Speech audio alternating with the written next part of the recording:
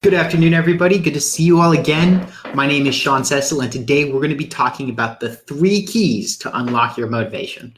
So I'm sure every one of you has been in a position at one point or another where there's something that you knew you needed to do, something that you knew was important, but you just couldn't bring yourself to do it. Maybe, if you're an entrepreneur, maybe you're writing a book, right? Maybe you're doing some big business project.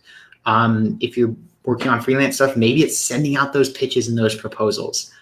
Maybe if you're working for somebody else, maybe it's actually quitting your job. Maybe it's applying for a new job. There are all kinds of things that we all have to do that can make our lives a lot better, even in your personal life. It could be asking out that girl. It could be, giving that guy a call. It could be going to the gym. It could be throwing away the Oreos and, stocking your house with healthy food, all that kind of stuff, right? All of these things, we have them in front of us. We know it's important, but for some reason, so many times we just end up not doing it, right? So why is that? What is it that keeps us from pulling the trigger, from taking the action that we know we need to do to make our lives better?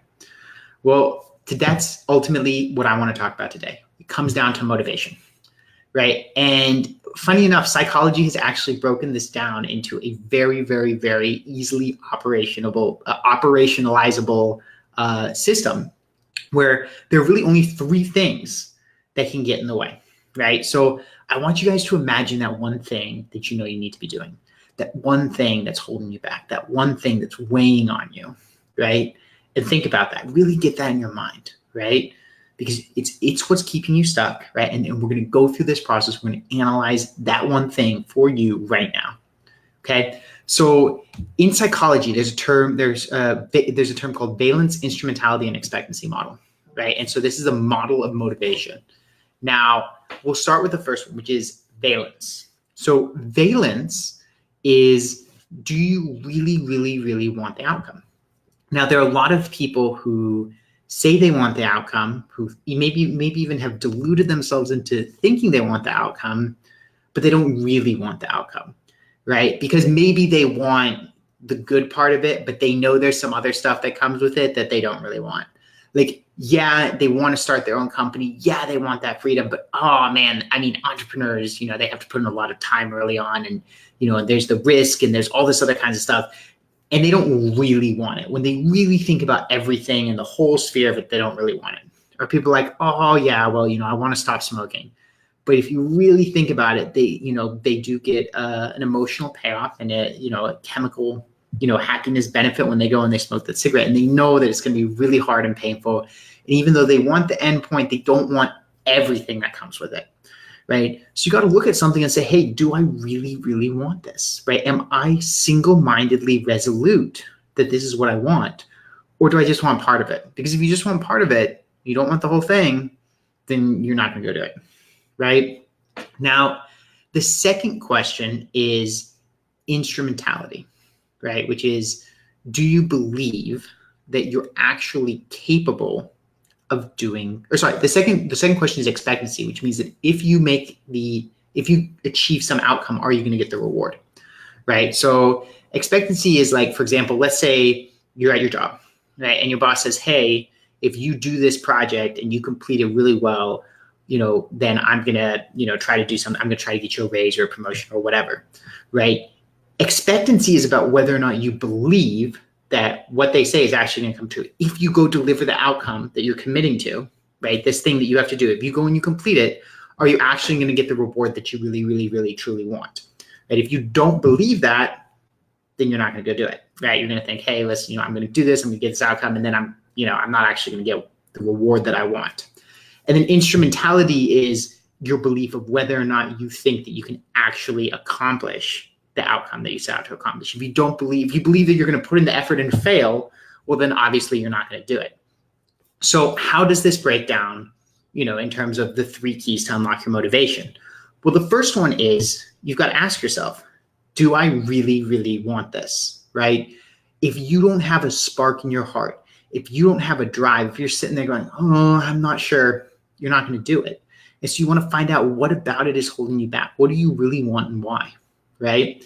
And, there could be a lot of other things, that are associated with that, but you've got to get clarity on that. The second thing is expectancy. So do you feel like you have the right strategy to getting there, right? Obviously we can take it out of the context of just the boss. We can look at it in the bigger picture, right? Do you believe that what you're about to do is the right strategy to get you the reward? If you don't feel like you have the right strategy, then you need to reassess your strategy.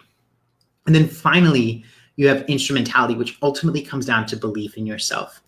If you don't have self-confidence, if you're full of doubts about your capability, if you're burdened by, all this negative self-talk and self-judgment, then you're not going to take action. And sometimes that's constricted to one sphere of your life, but sometimes it's in every aspect of your life. There are a lot of people who very often, because of, childhood stuff or all these various things, just have tons of self-doubt about anything that they do. And they're always worried about, I'm not going to be able to do this. This isn't going to, I'm not going to be able to accomplish this. Even using the right strategy, they don't have any faith in themselves. And if that's the case, then that's going to drain your motivation. So isolate with that. Remember that one thing that I was talking about, whatever that one thing you're stuck on, isolate. Is it that you really don't really want it? Is it that you don't believe you have the right strategy to get it?